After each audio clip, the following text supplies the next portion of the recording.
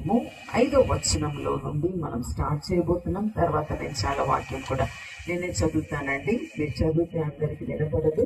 మీరు బైబిల్ ఉన్న వారు తెరిచి మీరు చూసుకోవచ్చు.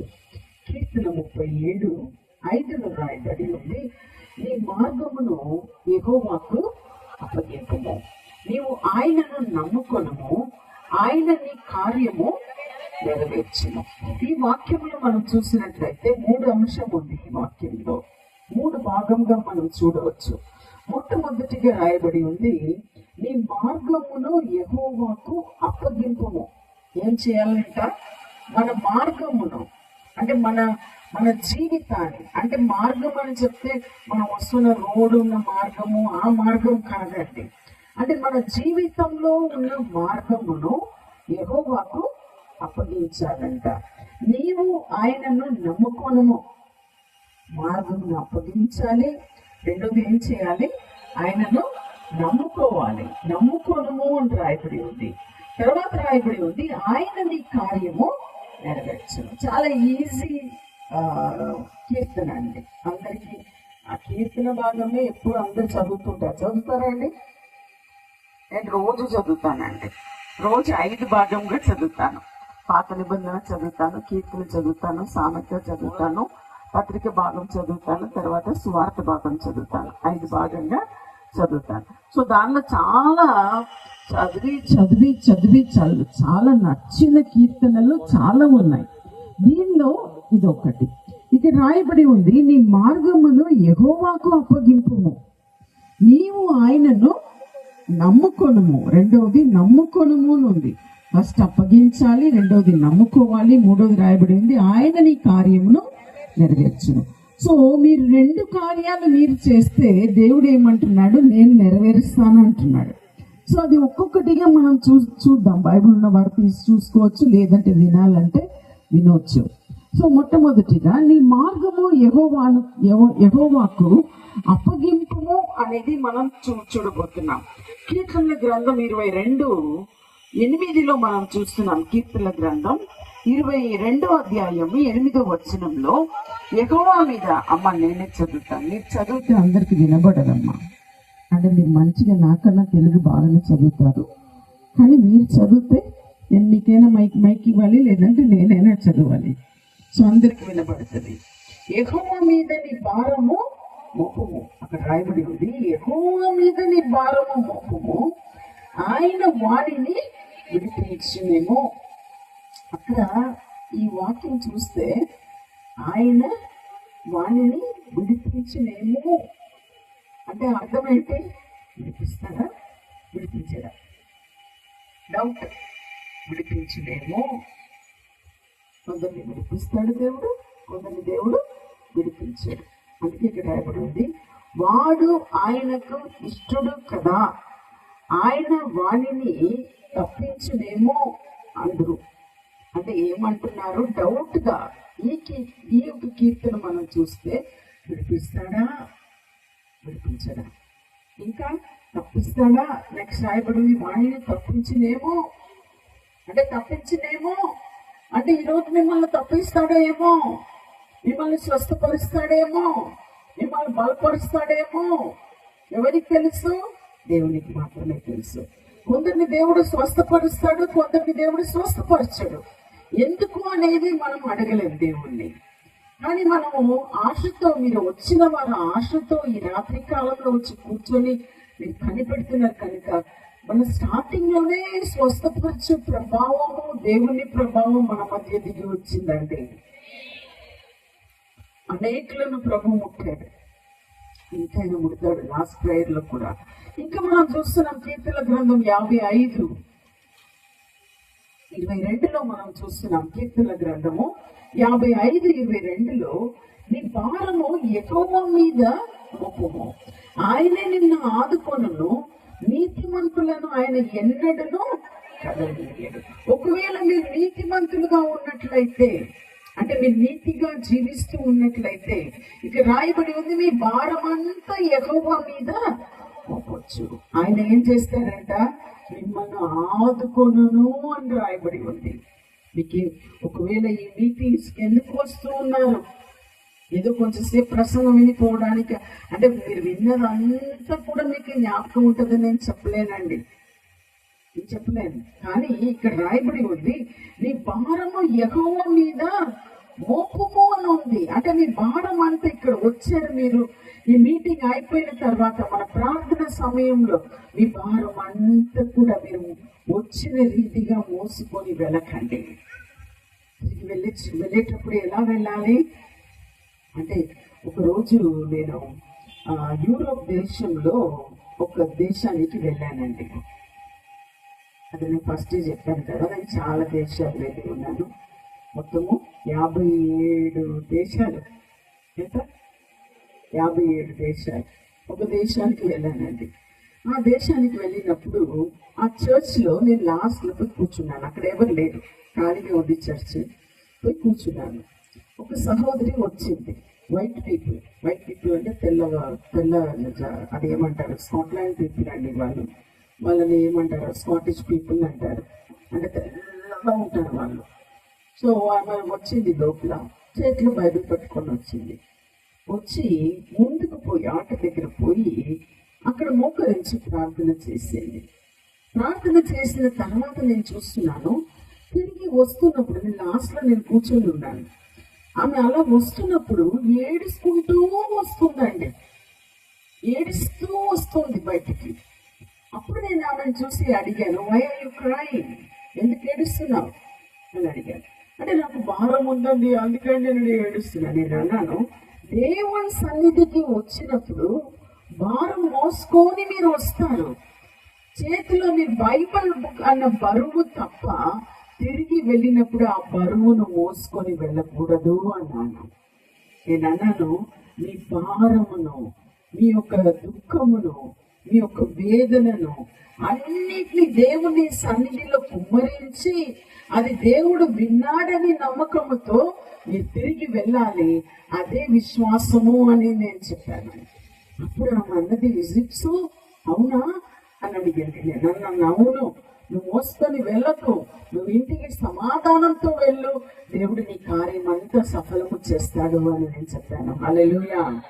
ఈరోజు కూడా ఒకవేళ మీరు భారంతో మీరు వచ్చారేమో, నిన్నటి దినం భారంతో వచ్చారేమో, ఎలా తిరిగి వెళ్ళారో నాకు తెలియదు. కానీ ఈ రోజు చెప్తున్నాను, మీరు తిరిగి వెళ్ళేటప్పుడు మీ భారం అంతా యెహోవా మీద మోపి, ఇక్కడ రాయబడి ఉంది, మీ భారం అంతా యెహోవా మీద మోపము, ఆయన నిన్ను ఆదుకొనును అని చెప్తూ ఇక్కడ రాయబడి ఉంది. నీతిమంతులను ఆయన ఎన్నడూ కదలండి. ఒకవేళ మీరు చెప్పవచ్చు మీ మనసులో, అయ్యో నేను నీతిమంతుడు కాదు కదా. ఎవరు తమ సొంత ప్రయాసముతో ఎవరు నీతిమంతులు కాలేరండి. ఎలా నీతిమంతులు అవుతారు? ఎప్పుడు మీరు యేసు ప్రభువును సొంత రక్షకుడుగా మీరు అంగీకరించారో మీరు అప్పుడే నీతిమంతులు అవుతారు. నేను నా సాక్ష్యం, ఒక చిన్న సాక్ష్యం చెప్తాను. మొత్తం రెఫరెన్స్ చెప్తే మీరు నిద్రపోతారు. నేను తరతరాలుగా క్రైస్తవ కుటుంబం అండి. అంటే ఒకవైపు చెప్పాలంటే బ్రిటిషర్స్ కాలంకు ముందే మా తాతయ్య, ఒక తాతయ్య కేరళకి చెందినవారు, ఒక తాతయ్య తమిళనాడుకు చెందినవారు. సో మా అమ్మ వాళ్ళ నాన్న ఆ కాలంలోనే మన ఇండియాకు స్వాతంత్ర్యం రావడానికి ముందే ఆయన క్రిస్టియన్ అండి. సో ఆయన పిల్లలందరినీ కూడా భయభక్తిలో పెంచారు, అని చేశారు. కానీ నా జీవితంలో నేను పుట్టి పెరుగుతున్న ఆ టైంలో నాకు రక్షణ అనుభవం అనేది ప్రత్యేకంగా ఏమీ లేదు. అలా రక్షించబడాలనేది కూడా నాకు తెలియదు. అంటే ఏదో ఒక రకంగా మేము పెరిగినాము. నేను బెంగళూరులో పుట్టి పెరిగాను, తర్వాత తమిళనాడుకు వచ్చాను, తమిళనాడులో కొన్ని సంవత్సరాలు ఉన్నాను, చదివాను. తర్వాత పెళ్ళయి, అప్పుడు తెలంగాణ లేదు, అప్పుడు ఆంధ్రప్రదేశ్లో పెళ్ళయింది, ఇప్పుడు తెలంగాణ అయింది. సో అన్ని సౌత్ ఇండియా స్టేట్స్ తిరిగి ఇప్పుడు చివరికి వరంగల్లో ఉన్నాను. అంటే నేను వరంగల్కి వచ్చినప్పుడు నాకు ఒక రక్షణ అనుభవం కావాలి అనేది కూడా నాకు తెలియదు. చిన్నప్పటి నుండి బైబిల్ చదువుతాను, బైబిల్ అంటే చాలా ఇష్టం. చిన్నప్పటి నుండి చదివేది, ఇంగ్లీష్ బైబిల్ చదివేది. తర్వాత తమిళ నేర్చుకున్నాను, తర్వాత తమిళ్లో చదివాను, ఇప్పుడు తెలుగు నేర్చుకున్నాను, తెలుగులో కూడా చదువుతున్నాను. అంటే అంటే అప్పుడు అలా చదివేటప్పుడు ఏదో బైబిల్ చదువుతున్నాము, ఏదో చర్చికి వెళ్తున్నాము. 2 కిలోమీటర్ 3 కిలోమీటర్లు నడుచుకొని చర్చికి వెళ్ళేది ఆ రోజుల్లో. ఇప్పుడు ఉన్నట్టు ఆటోలు అవన్నీ లేదండి అప్పుడు. నేను చిన్నప్పుడు బెంగళూరులో చదువుతున్నప్పుడు. అయితే మనం చూసినట్లయితే అప్పుడు నాకేం జరిగిందంటే, పెళ్ళైన కొత్తలో నా సాక్ష్యం మీరు చాలా మంది విని ఉంటారు, ఒకవేళ యూట్యూబ్లో విని ఉంటే. అంటే ఒక్క బిడ్డ ఫస్ట్ చనిపోయిందండి 9వ నెలలో. పెళ్ళైన 9వ నెలలో మొదటి ఒక కుమారుడు చనిపోయాడు, జన్మించి చనిపోయాడు. తర్వాత రెండవది అనుకున్నాను, రెండవది అయినా మంచిగా ఉంటుందని అనుకున్నాను. రెండవది కూడా అది కూడా కొన్ని నెలలో ఆ కొడుకు కూడా పుట్టి చనిపోయాడు. ఇద్దరు చనిపోయారు. చనిపోయినప్పుడు నేను అనుకున్నాను, నాకు మాత్రం ఎందుకు ఇట్లా జరుగుతుంది? నాతోటి ఉన్న కోడలు వాళ్ళందరూ కూడా, మా భర్తకు అన్నయ్య తమ్ముడు వాళ్ళకి అందరికి పెళ్ళి అయ్యి వెంటనే 11 నెలలు ఒక్కొక్క బిడ్డ. నాకు మాత్రం ఎందుకు చనిపోతున్నారు? అప్పుడు మీకు తెలుసు కదా ఆడవాళ్ళ నోరు ముసుగుసార్లు, ఈయన పెద్ద పాపం ఏదైనా చేసి ఉంటారు, వీళ్ళు నాన్న పాపం చేసి ఉంటారు, వీళ్ళు తాతయ్య పాపం చేసి, ఎవరు పాపమే చేయలేదు. ప్రాబ్లం వచ్చే వాళ్ళకి మాత్రమే పాపమా? అలా కాదండి. మంచి వాళ్ళకు చెడు వాళ్ళకు అందరికీ ఒకే రీతిగా జరుగుతుంది భూమిలో, అది ఏ తేడా లేదు. కానీ ఆ రీతిగా చనిపోతున్నప్పుడు నేను దేవుడిని పట్టుకోవడం ప్రారంభించాను. కుటుంబమే, కానీ దేవుని వ్యక్తిగతంగా నేను వెతకడము ప్రారంభించలేదు. కానీ నాకు శ్రమ వచ్చినప్పుడు దేవుని గట్టిగా పట్టుకున్నాను. కొద్దిగా ప్రార్థన చేయడం ప్రారంభించాను, ఉపవాసం ఉండడం ప్రారంభించాను. ఆ రీతిగా ప్రార్థన చేసి బైబిల్ చదివి 1 సంవత్సరానికి ఒక బైబిల్ చిరిగిపోతుందండి. అంతగా చదివేది. 1 సంవత్సరానికి 3 సార్లు అయినా బైబిల్ ముగించేది. అయితే ఎంత చదివి ఉంటాను చూడండి. ఒక రోజు కనీసం 20 అధ్యాయం చదవాలండి. అలా రాత్రి పగలు దేవుని వెతకడం, అలా ప్రార్థన చేయడం. అని ఒక రోజు నా గదిలో, ఒక చిన్న గది, ఇప్పుడు ఉన్న ఇల్లు లాగా పెద్ద ఇల్లు ఏం లేదు అప్పుడు, ఒకే ఒక గది, ఒక చిన్న కిచెన్. ఆ ఒక్క గదిలో దర్శన్ గారు చాలా లేట్ వస్తారు అప్పుడు, కంపెనీ నుండి 12-1 గంటకు వస్తారు. నాకు మంచి టైం దొరికేది ప్రార్థన చేయడానికి. మోకరించి ఒక రోజు బిగ్గరగా ప్రార్థన చేసినాను. ప్రభువా, ఈ రోజు మీరు నన్ను అభిషేకించకపోతే నేను ఈ మోకాల నుండి లేవను అన్నాను. అలా చెప్పాను చూడండి. ఆ రోజు మోకరించి అలా చెమటలు కారుతుంది. ఆ రోజు ఏసీ లేదు, ఎయిర్ కూలర్స్ అసలే లేదు ఆ రోజుల్లో. ఏం చెప్తున్నది 88, 89, 90 ఆ సంవత్సరాల్లో. అప్పుడు అలా ప్రార్థన చేస్తూ ఉన్నప్పుడు ఒకవైపు చెమట కారుతుంది, కానీ ఒక చల్లని వేడి 2 కలిసిన ఒక ప్రభావం నా మీద బలంగా దిగి వచ్చిందండి ఆ గదిలో. హల్లెలూయా! బలమైన అభిషేకంతో నింపబడ్డాను. నా కడుపులో ఏదో ఒకటి కదలినట్లు అలా అనిపించింది, నాకు కదలినట్టు అనిపించింది. అప్పుడు అనుకున్నాను, దేవుడు నన్ను పరిశుద్ధాత్మతో అన్ని భాషలతో మాట్లాడడం ప్రారంభించాను. వారి కుటుంబంలో నేనే ఫస్ట్ అభిషేకం పొందుకున్నానండి. పొందుకొని ఆ రోజు పొందుకున్న అభిషేకం ఏం జరిగిందంటే, ఆశ్చర్యంగా అద్భుతంగా దేవుడు కరెక్ట్గా 9 నెలల్లో నాకు ఒక చక్కని కుమార్తెని ఇచ్చాడండి. హల్లెలూయా, హల్లెలూయా. ఆ టైంలో నేను అభిషేకం పొందుకున్నాను. దాని తర్వాత ఇంకా దేవుళ్ళు బలపడడం ప్రారంభించాను. తర్వాత కూడా సమస్య వచ్చింది. తర్వాత కూడా ఒక బిడ్డ పుట్టి చనిపోయింది. ఒక కొడుకు పుట్టి ఇంకొక కొడుకు పుట్టి చనిపోయాడు. కానీ నేను అనుకున్నాను, దేవుడు నన్ను మరలా ఆశీర్వదిస్తాడని. షార్ట్గా చెప్తున్నాను, మరలా ఒక కుమార్తె పుట్టింది.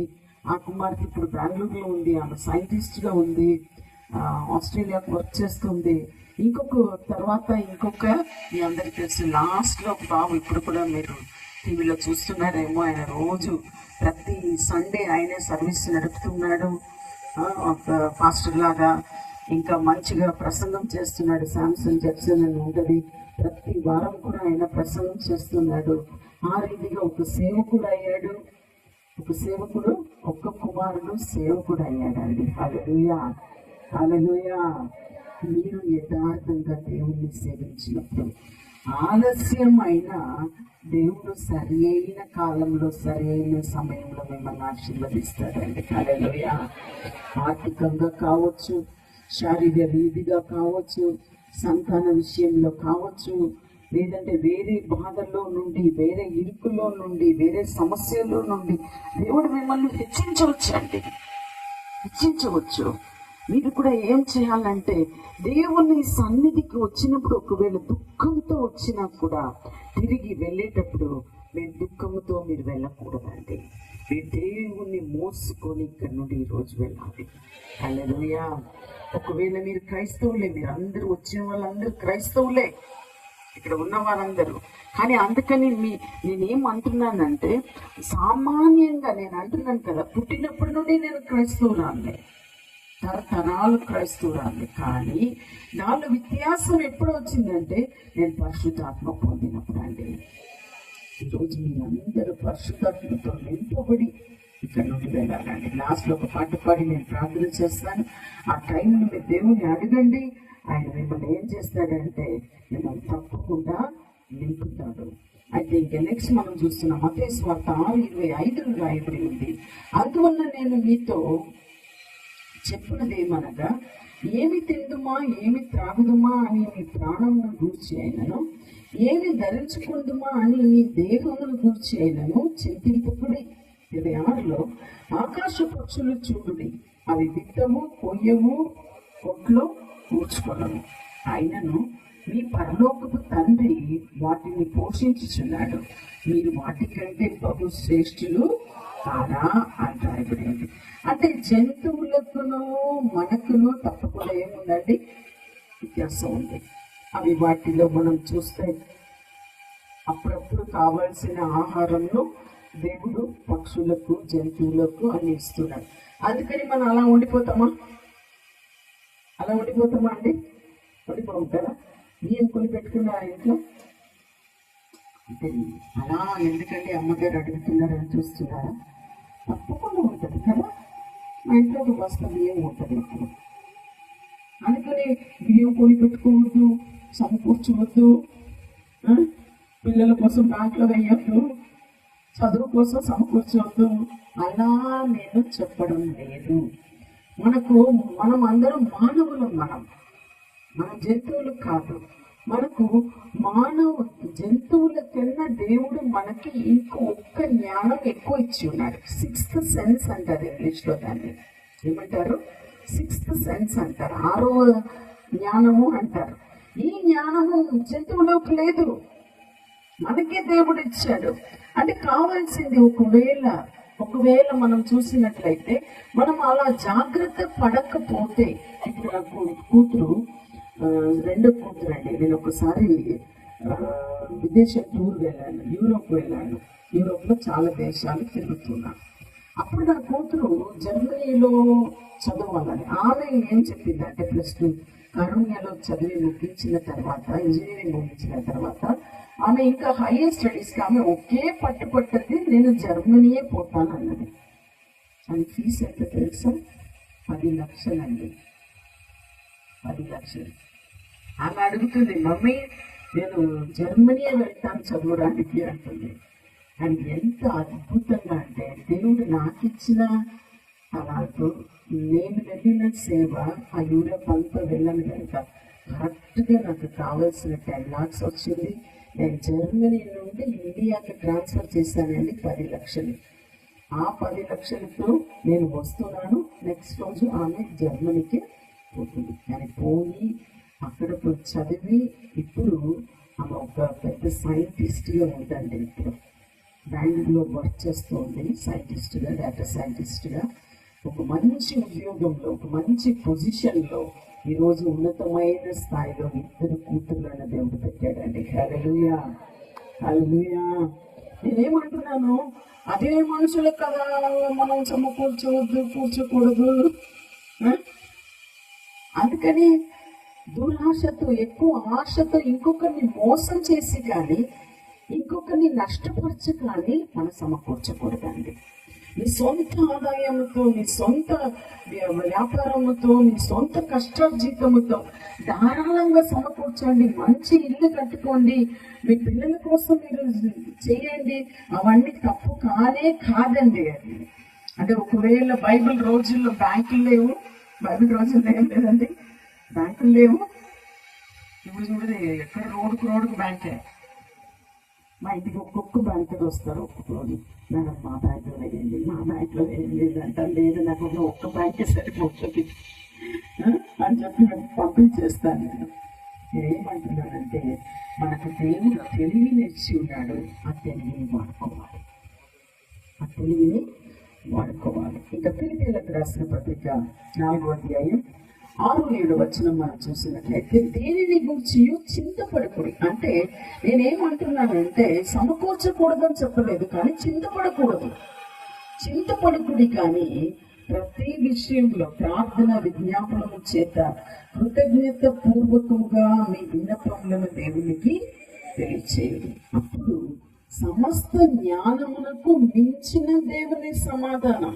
ఎటువంటి సమాధానం అంట? సమస్త జ్ఞానములకు మించిన దేవుని సమాధానం. అంటే అర్థం ఏంటి? కొందరికి నైట్ పడుకున్న తర్వాత కూడా నిద్రపోతుంది. అయ్యో అట్లా ఉంటుందా, ఇట్లా ఉంటుందా, అది ఎట్లా చేస్తాం, ఇది ఎట్లా చేస్తాం. మీరు చింతపడడంలో ఏం లాభం లేదు. ఏం చేయాలి? మీరు పడుకకు వెళ్ళే ముందు దేవుని చేతిలో అప్పగించండి. దేవుని చేతిలో అప్పగించండి. ప్రభువా, ఇది నా సమస్య, ప్రభువా ఇదిగో నీ చేతికి అప్పగిస్తున్నాను, నీ పాదంలో నేను సమర్పిస్తున్నాను. నేను ప్రశాంతంగా నీ మీద భారం వేసి నేను నిద్రపోతాను ప్రభువా, నాకు మంచి నిద్ర దయచేయమని అడగండి. తప్పకుండా ఆయన మీకు మంచి నిద్రను ఇస్తాడు. 1 పేతురు 5:7 రాయబడి ఉంది. 1 పేతురు 5:7 ఆయన మిమ్మల్ని గూర్చి చింతించుచున్నాడు గనుక. ఎవరు చింతిస్తున్నాడంట? దేవుడు. మీ చింత యావత్తును ఆయన మీద వేయుడి. ఆయన చింతిస్తున్నాడు కనుక మీ చింత యావత్తు ఆయన మీద వేయుడి అని చెప్పి రాయబడి ఉంది. సాముయేలు 2వ గ్రంథము,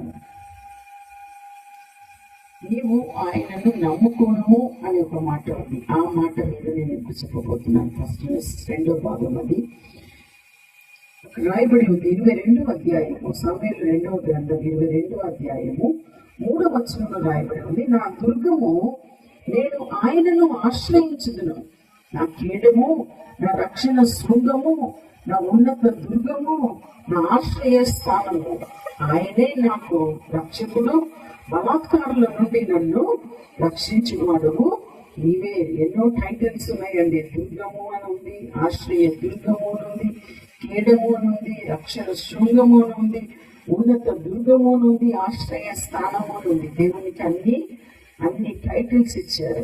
ఇక అదే సమయాలు 2వ గ్రంథం 22లో 31లో రాయబడి ఉంది, దేవుడు యథార్థవంతుడు, యెహోవా వాక్కు నిర్మలము, ఆయన శరణ జొచ్చే వారందరికీ ఆయన కేడము. ఎవరెవరు దేవుని యొక్క శరణ జొచ్చి వెళ్తారో, అంటే ఏం చెప్పాలి?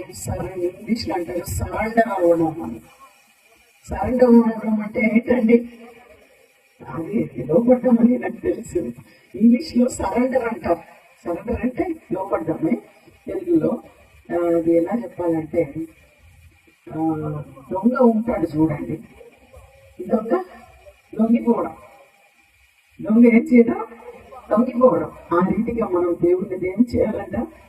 సరెండర్ అయిపోవాలి, లొంగిపోవాలి. ప్రభువా, ఇదిగో నీకు నేను వచ్చేసాను, నా సమస్తమును, నాకున్నదంతా కూడా, నా జ్ఞానము, తెలివి, నా బుద్ధి అన్నిటినీ ప్రభువా నీ పాదంలో నేను సమర్పిస్తున్నానని చెప్పండి.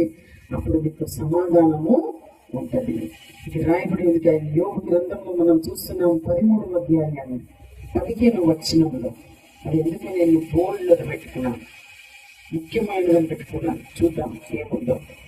13:15 యోబు గ్రంథం 13:15 ఇదిగో ఆయన నన్ను చంపినను నేను ఆయన కొరకు కనిపెట్టుచున్నాను, ఆయన సన్నిధిని నా ప్రవర్తన న్యాయమని రుజుపరుతును అని చెప్పి యోబు చెప్తున్నాడు. అక్కడ రాయబడి ఉంది, నేను నన్ను చంపినను ఏం చేస్తాడంట, ఆయన కొరకు కనిపెడుచున్నాను. మీరు చెప్పగలరా? ఎవరైనా చెప్తారా అంటే నన్ను చంపినను ప్రభు అని అందరూ విశ్వాసంతో ఉంటారు. చెప్పాలండి, చంపినను నీ అందు విశ్వాసంలో ఉంటానని చెప్పి యోబు అంటున్నాడు. ఇంకా కీర్తన 62:8 మనం చూస్తున్నాము. కీర్తన 62:8 జనులారా ఎల్లప్పుడూ ఆయన యందు నమ్మిక ఉంచుడి, ఆయన సన్నిధిని మీ హృదయములో కుమ్మరించుడి, దేవుడు మనకు ఆశ్రయము అని రాయబడి ఉంది. కీర్తన 62:8 ఆయన సన్నిధిని మీ హృదయములో కుమ్మరించుడి. ఏం చేయాలంట?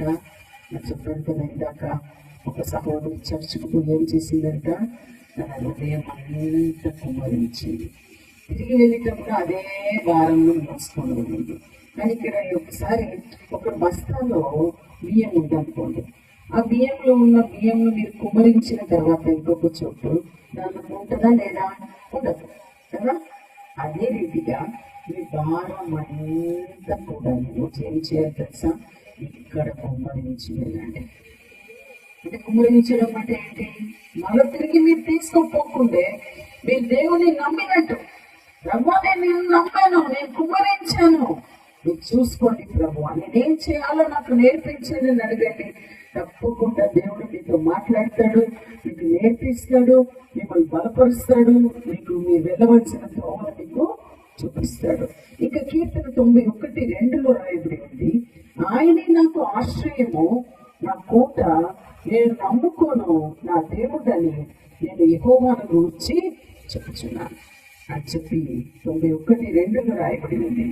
ఇంకా నాహూము అనే ఒక బుక్ లాస్ట్ లో ఉంటుంది.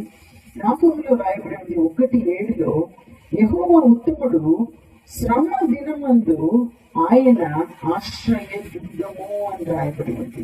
మీకు ఎప్పుడైనా శ్రమ ఉందా? అప్పుడు మీరు ఆశ్రయ దుర్గముగా దేవుని ఎదుటి పరిగెత్తుకొని వెళ్ళవచ్చు. ఇక లాస్ట్ లో ఫస్ట్ చదివిన వాక్య భాగంలో లాస్ట్ భాగం ఏముందంటే ఆయన నీ కార్యము నెరవేర్చును అంటే 3 భాగంగా నేను చదివాను. మొదటిది ఏం చదివానంటే ఈ మార్గము యెహోవాకు అప్పగింపు. మొదటి ఏం చేయాలి? దేవునికి అప్పగించాలి. రెండవది ఆయననే నమ్ముకోవాలి.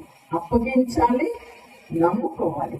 మీరు అప్పగించి మీరు నమ్మినట్లయితే లాస్ట్ లో నీ కార్యము ఆయన మీరు అప్పగించి నమ్మినట్లయితే ఏం చేయాలమ్మా? అప్పగించాలి, నమ్మాలి. ఇది రెండో మీరు చేసినట్లయితే మీ కార్యమును ఆయన సఫలము చేస్తాడు. చివరిగా రాయబడి ఉంది, ఆయన నీ కార్యమును నెరవేర్చును. యోబు గ్రంథం 22:28 మనం చూస్తూ ఉన్నాం. మరియు నీవు దేనినైనా యోచన చేయగా అది నీకు స్థిరపరచబడును, నీ మార్గముల మీద వెలుగు ప్రకాశించును అని చెప్పి యోబు 22:28 ఉంది. మరియు నీవు దేనినైనా యోచన చేయగా అది నీకు స్థిరపరచబడును. మీరు దేన్ని ఆలోచిస్తూ ఉన్నారో అది నీకు స్థిరపరచబడినట. మీరు ఆలోచించేది దేవుడు మీకు స్థిరపరుస్తాడు.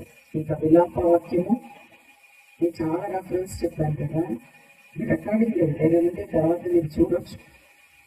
విలాప వాక్యము 3:37 రాయబడి ఉంది, ప్రభువు సెలవు లేనిది మాట ఇచ్చి నెరవేర్చగల వాడెవడు అని రాయబడి ఉంది. ప్రభువు సెలవు లేనిది అంటే దేవుని అనుమతి లేకుండా, ఇంగ్లీష్ లో నేను రాసి పెట్టుకున్నాను, without God's approval you cannot do anything అంటే దేవుడు మీకు ఆలోచన చాలా రావచ్చు. అది చేద్దామా, ఇది చేద్దామా, అది చేద్దామా, ఇది చేద్దామా, ఏది చేద్దామా అని మీరు అనుకున్నా కూడా అది దేవుని ఎదురుని పర్మిషన్ కావాలండి. ఏం కావాలి? దేవుడు మీకు అనుమతి ఇవ్వాలి. అప్రూవల్ అనేది అనుమతి అని అర్థం. దేవుడు మీకు అనుమతి ఇవ్వాలి. అనుమతి ఇచ్చినప్పుడు మీరు చేసినట్లయితే అది సఫలమగును అని రాయబడి ఉంది. అది మీరు అక్కడ రాయబడి ఉంది, ప్రభువు సెలవు లేనిది మాట ఇచ్చి నెరవేర్చగలవాడెవడు అని రాయబడి ఉంది. ప్రభువు సెలవు ఇవ్వకపోతే అది మీరు ఎంత ప్రయాసపడినా అది వేస్ట్ అవుతుందండి. అది వేస్ట్ అవుతుంది. నాకు ఒక కుటుంబం తెలుసండి, ఇప్పుడు ఆంధ్రాలో మర్చిపోయాను. చాలా సంవత్సరాల క్రితం ఒక తల్లి ఒకే ఒక కొడుకు, చాలా అందంగా ఉంటాడు, చాలా హైట్గా ఉంటాడు, మంచి పర్సనాలిటీ. ఆయనకు ఒక ఆశ వచ్చింది, ఆస్ట్రేలియా పోయి సంపాదించాలి అని. కష్టపడి చదివాడు. వాళ్ళ తల్లి ఆస్ట్రేలియా పంపాలని ట్రై చేసింది. మొదటిసారి ఫెయిల్ అయింది. అంటే మనకు వీసా కావాలండి, వీసా దొరకలేదు. రెండోసారి అడిగాడు, రెండోసారి ట్రై చేశాడు, రెండోసారి దొరకలేదు. మూడోసారి ట్రై చేశాడు, మూడోసారి దొరకలేదు. అప్పుడు ఆ తల్లి నాకు ఫోన్ చేసింది, అమ్మ నాకు కొడుకు మీరు ప్రార్థన చేయండి, ఆయన ఆస్ట్రేలియా వెళ్ళాలని. నేను అన్నది తప్పకుండా ప్రార్థన చేస్తానమ్మా అని. ప్రార్థన చేశాను. నాలుగోసారి ట్రై చేసింది, అది కూడా ఫెయిల్ అయింది. అప్పుడు నేను అన్నాను, దేవుని చిత్తం లేదేమో, ఆ అబ్బాయి ఆస్ట్రేలియా వెళ్ళడం దేవుని చిత్తము లేదు అని చెప్పాను. చెప్తే ఆ తల్లి, మీరు ఎలా అంటారు, నేను ఫాస్టింగ్ ఉంటాను. ఫస్ట్ ఒక 7 రోజులు ఫాస్టింగ్ ఉన్నారు, దొరకలే. తర్వాత మీకు తెలుసు మీరు ఫాస్టింగ్ ఎలా ఉంటారని, దేవుడిని మొండి పట్టుకుంటారు కొందరు. 7 రోజులు ఉంటారు, మళ్ళీ 14 రోజులు ఉంటారు, తర్వాత 21 రోజులు ఉంటారు, తర్వాత 40 రోజులు ఉంటారు.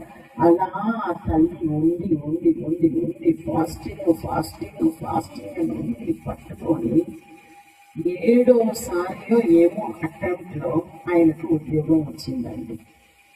మీరు సంతోషపడుతున్నారా?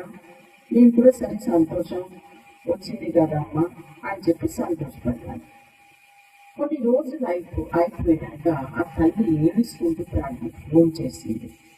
ఆమె అన్నది, నా అబ్బాయికి రాత్రి పగలు 20 గంటలు పని చేయవలసి వచ్చిందంట ఆస్ట్రేలియాలో.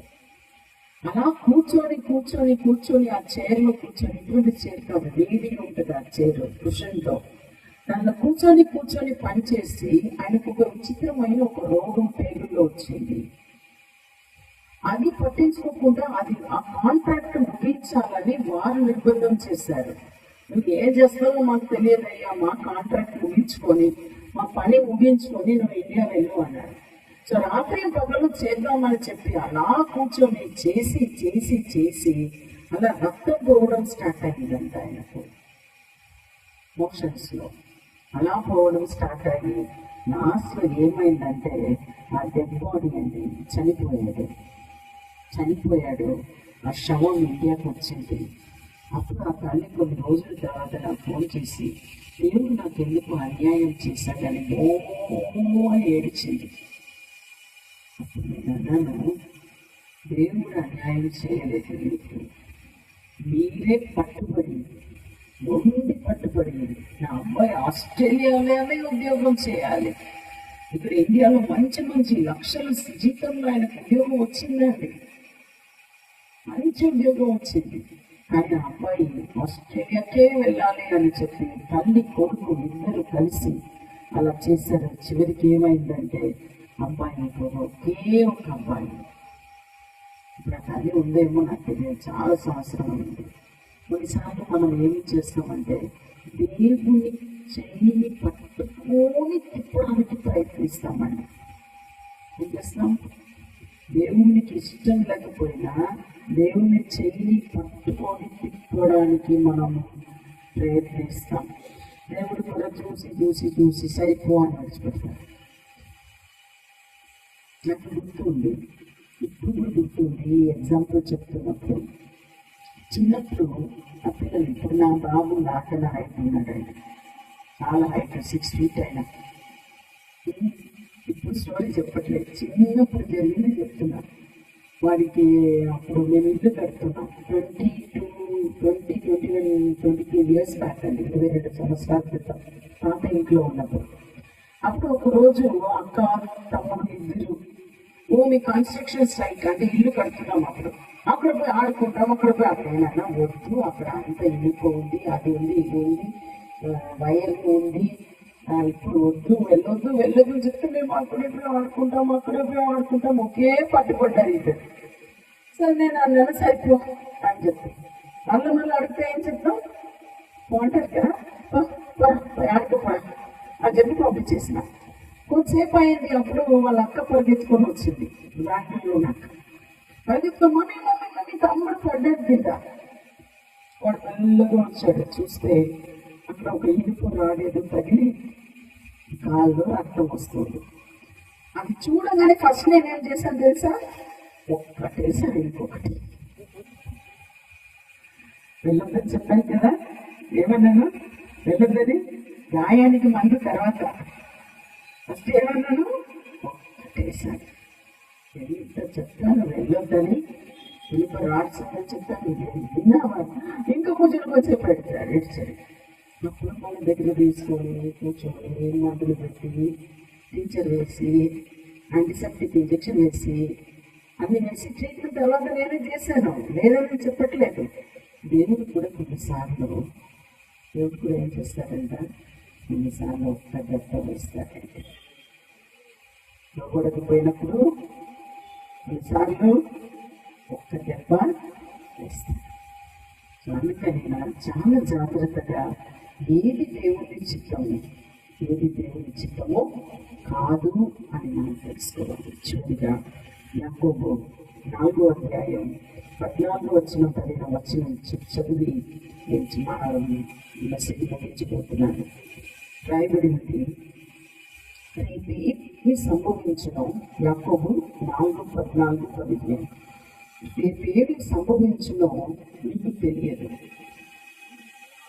మీ జీవం ఏపాటిది, మీరు కొంతసేపు కనబడి అందులో మాయా వైపు కళ్ళు బ్లడ్ రావడం స్టార్ట్ అయింది. ఆవిరి వంటి వారే అని రాయబడి ఉంది. ఆవిరి వంటి వారు మనంతా ఎవరంట, ఆవిరి ఏం చేస్తుందండి, ఒక క్షణం కనబడుతుంది, తర్వాత మాయమైపోతుంది. మనం కూడా అటువంటి వారమే అని చెప్పబడింది. కనుక ప్రభువు చిత్తమైతే మనము బ్రతికి ఉండి ఇది అది చేతుమని చెప్పుకొనవలెను అంటారు. అంటే ఏం చెప్పాలి, మనము సామాన్యంగా మాట్లాడుతున్నప్పుడు మీరు చెప్తారు కదండి, దేవుని చిత్తం అయితే ఏంటంటే ఏం చెప్తారు, దేవుని చిత్తం అయితే. ఇప్పుడు ఈ రోజు కూడా మనం ఎప్పుడు ఏం చెప్పాలంటే, దేవుని చిత్తం అయితే, ప్రభువు చిత్తం అయితే నేను ఇక్కడికి వెళ్తాను, అక్కడికి వెళ్తాను, నేను అది చేస్తాను, ఇది చేస్తాను అని మనం చెప్పి మనం ప్లాన్ చేయడం తప్పు కాదండి. కానీ మనం ఏం చేయాలంటే ప్రతి నిత్యము కూడా మనం ప్రార్థన చేసినప్పుడు ప్రభువా నీ చిత్తమైతే, ప్రభువా నీ చిత్తమైతే నేను అక్కడికి వెళ్తాను, ప్రభువా నీ చిత్తమైతే నేను ఇక్కడ మీటింగ్కి వెళ్తాను, ప్రభువా నీ చిత్తం అయితే నేను అది పెళ్లి చేస్తాను ప్రభువా. లేదంటే ప్రభువు ఒక ఆటంకం తీసుకొచ్చి పడేయండి. మీరు అడగొచ్చు దేవుణ్ణి, ప్రభువా నీ చిత్తము లేదంటే ప్రభువు ఒక ఆటంకం రాని నేను మానేస్తానని చెప్పండి. తప్పకుండా దేవుడు మీకు అది చూపిస్తాడు. ఆ దేవుని చిత్తము కాదు అని చెప్పి ఆయన మీకు తప్పకుండా మీతో ఆయన మాట్లాడతాడండి. మీకు అర్థమయ్యే రీతిగా, నాకు అర్థమయ్యే రీతిగా కాదు, మీకు అర్థమయ్యే రీతిగా దేవుడు మీతో మాట్లాడతాడు. అలా మాట్లాడుతూ ఉన్నప్పుడు మనము ఏం చేయొచ్చు, మనం ప్రతి నిత్యము ప్రార్థనతో ఆయనతో కనిపెట్టచ్చు. ఒకరోజు ఒక సిస్టర్ అడిగింది, సిస్టర్ నాకు ఎలా ప్రార్థన చేయాలో నాకు తెలియదు సిస్టర్ అన్నది. ఎలా ప్రార్థన చేయాలో తెలియదు. నేనేమన్నాను తెలుసా, బైబిల్లో చక్కని ప్రార్థన ప్రభు నేర్పించి ఉన్నాడు. మనం ఎంత స్పీడ్గా చెప్తామంటే ఆ ప్రార్థన నేను చెప్తాను. రోజు పట్ల మా ఇంట్లో రోజు ఫ్యామిలీ ప్రేయర్ ఉంటుందండి. ఒక్కొక్కరు ముగ్గురు ఉన్నాం ఇంట్లో. ఒకరోజు దర్శనం గారు, ఒకరోజు నా కుమారుడు, ఒకరోజు నేను. ఇలా మా ప్రేయర్ చేస్తాం. ప్రేయర్ అయిపోయినాక ఈ పనులకు ప్రార్థన చెప్తాం తమిళ్లో, తెలుగులో కాదు. తెలుగులో కూడా నాకు వచ్చు, కానీ ఆలోచించాలి. కానీ తమిళ్లో స్పీడ్గా వచ్చు. మనం పెట్టుకుంటా ఉన్నాం, మట్టుపడదాం, రాజుగా ఏదైనా అర్థం ఉందా? భూమి శబ్దం అంటే నేను తమిళలోనే చెప్తాను, నీకు అర్థం కాదు. తమిళ్ అర్థం కాదని కాదు, అంత స్పీడ్గా చెప్తామన్నమాట. తర్వాత ఒకరోజు ఆలోచించినాం, ఇలా చెప్పకూడదు స్పీడ్గా. దీనిలో 12 అంశాలు ఉన్నాయండి పరలోక ప్రార్థనలో. 12 అంశాలు, ఒక్కొక్కటి చూస్తే చాలా విలువైనది. తర్వాత నిర్ణయం చేసినాం, నిదానంగా రోజు చెప్పాలి అని. తర్వాత ఏం చేయడం ప్రారంభించినామంటే, నిదానంగా ప్రార్థన అయిపోయినాక మేము ముగ్గురు కలిసి నిదానంగా పరలోక ప్రార్థన చెప్పి, ఇంకొక చిన్న ప్రార్థన కూడా ఉంది, అది తెలుగులో ఎలా ఉందో నాకు తెలియదు. సో అది కూడా చెప్పి నేను రోజు ప్రార్థన చేసి చూపిస్తాను. నేను ఇప్పుడు ఏమంటున్నానంటే, ప్రతిరోజు ఏది విడిచిపెట్టినా కుటుంబ ప్రార్థన విడిచిపెట్టకండి. అలా మీరు విడిచిపెట్టినప్పుడు మీరు అపవాదికి చూపిస్తారు. ఒక చిన్న ప్రార్థన అయినా చేయండి, ఎవరైనా ఒక్కరైనా చేయండి, కుటుంబంలో చేసి ముగించండి. అప్పుడు తప్పకుండా దేవుడు మీతో ఉంటాడు, తప్పకుండా మిమ్మల్ని దీవిస్తాడు. అంటే పర్లోక ప్రార్థన బట్టి నేను చెప్పట్లేదు, ఇంకా వేరే ప్రార్థన కూడా మీరు చేయొచ్చు. వేరే ప్రార్థన కూడా చేయొచ్చు. తప్పకుండా దేవుడు మీతో ఉంటాడు, మిమ్మల్ని బలపరుస్తాడు, మిమ్మల్ని ఆశీర్వదిస్తాడు, మీ జీవితంలో గొప్ప కార్యంలో చేస్తాడు. హల్లెలూయా, హల్లెలూయా. లేచి నిలబడతాం, ప్రార్థన చేసుకున్నాం. నేను వాచ్ చూడకపోయినా నా టైం పర్ఫెక్ట్గా ఉంటుందండి. ముందు కరెక్ట్గా 10:30 ఉంది, కరెక్టా? ఇప్పుడే వాచ్ చూస్తున్నాం. దేవుని సన్నిధి మన మధ్య బలంగా ఉందండి.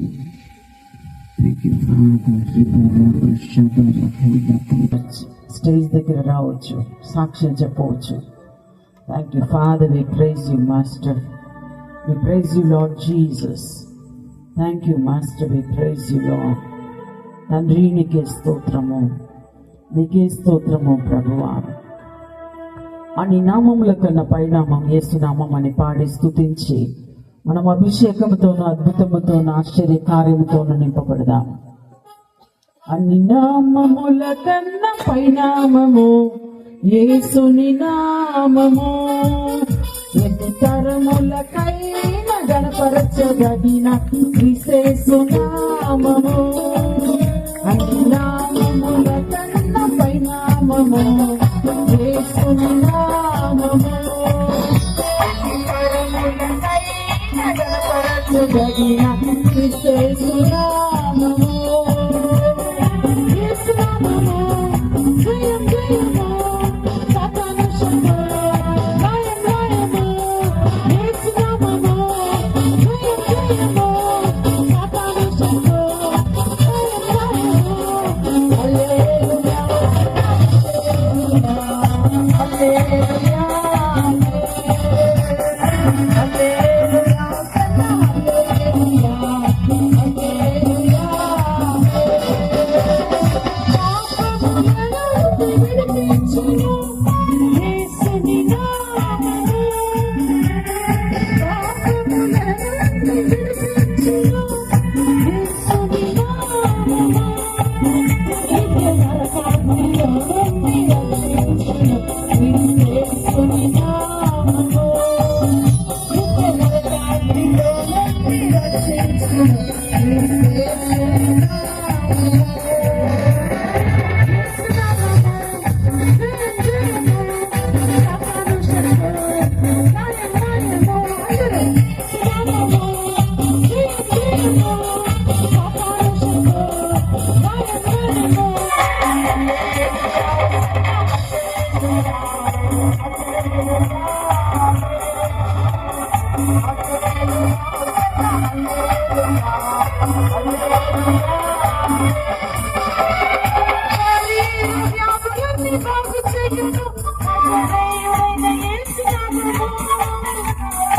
శరీర వ్యాధులని బాగు చేయును నజరేయుడైన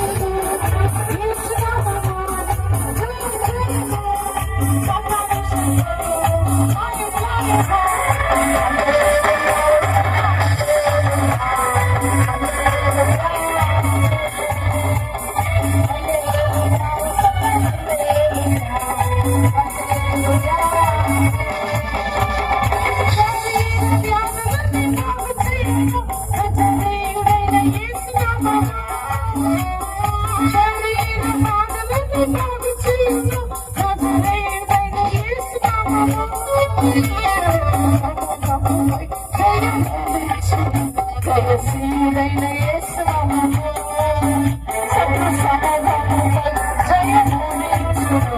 జయశీలైన యేసు నామములో జయము యేసు నామములో జయం జయము సర్వశక్తి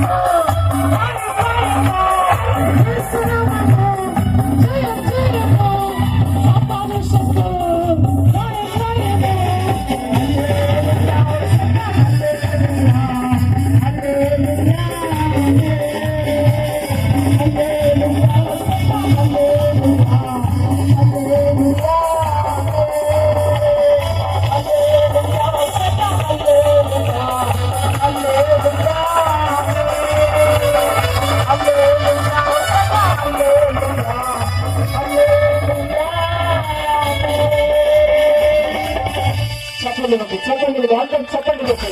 దేవుని బలమైన శక్తి, దేవుని బలమైన ప్రభావము మీ పైన దిగి వస్తుంది.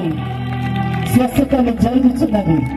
మీ కాళ్ళ నుండి అరికాళ్ళ వరకు ప్రతి రుగ్మతలు, ప్రతి వ్యాధి, ప్రతి కంటి, ప్రతి క్యాన్సర్, ప్రతి నొప్పి శరీరాన్ని విడిచిపెట్టి యేసు నామములో come out of the body in Jesus name. Yesu నామములో శరీరాన్ని విడిచిపెట్టమని ఆజ్ఞాపిస్తున్నా. Thank you Jesus. ఎవరెవరు బాధతో వచ్చారో ప్రభువా, ఎవరెవరు బాధతో వచ్చారో వారిని ముఖ్యమని నేను ప్రార్థిస్తున్నాను తండ్రి. దేవుడు నాకు బయలుపరుస్తున్నాడు. ఇక్కడ కొంతమందికి సంతానం లేదండి, సంతానం లేదు. ఈ కడుపు మీద, ఈ పొత్తి కడుపు మీద చేపెట్టుకోండి. సంతానం లేనివాడు, సంతానం లేనివాడు ఒక చెయ్యి మీ యొక్క కడుపు మీద పెట్టుకోండి. ఒక చెయ్యి ఆకాశం వైపు. Thank you father. మీకు ఎక్కడెక్కడ బాధ ఉందో అక్కడ ఒక చేయి పెట్టుకోండి. దేవుని బలమైన హస్తం మిమ్మల్ని తాకుతుంది. మీరు స్వస్థతను పొందుతున్నారు, మీరు స్వస్థతను పొందుతున్నారు. Lord in the name of Jesus Christ, Yesu నామములో తండ్రి ఈ సమయంలో నేను ప్రార్థిస్తూ ఉన్నాను. ఎవరు విశ్వాసముతో నీ వైపు చూస్తున్నారు ప్రభువా, వారిని ముట్టి స్వస్థపరచమని నేను ప్రార్థిస్తున్నాను తండ్రి. అని నామముల కన్నా పై నామం యేసు నామం. మేము నమ్ముచున్నాం తండ్రి, మేము నమ్ముచున్నాం ప్రభువా. ఇప్పుడే ప్రభువా మీరు చేయి చాపి, మీరు చేయి చాపి మీరు ముట్టి స్వస్థపరచమని నేను ప్రార్థిస్తున్నాను. ముట్టి స్వస్థపరచమని ప్రార్థిస్తున్నాను తండ్రి. Thank you father. ప్రభువానికి స్తోత్రం. ఎవరు విడుదలను పొందారో, ఎవరు స్వస్థత కొరకు నీ వైపు చూస్తున్నారు, వారందరినీ ముట్టి స్వస్థపరచమని నేను ప్రార్థిస్తున్నాను ప్రభు. తిరిగి వెళ్తున్నప్పుడు ఆ బాధ, నొప్పి, ఆ కంటి, ఆ క్యాన్సర్ అన్ని శరీరాన్ని విడిచిపెట్టారు. బాడీ శరీరాన్ని విడిచిపెట్టి యేసు నామములో. Thank you lord, thank you Lord. తండ్రి నీకే స్తోత్రం, నీకే స్తోత్రం ప్రభువా, నీకే స్తోత్రము. సంతానం లేని వారికి సంతానం దయచేయండి ప్రభువా, సంతానం దయచేయమని ప్రార్థిస్తున్నాను తండ్రి.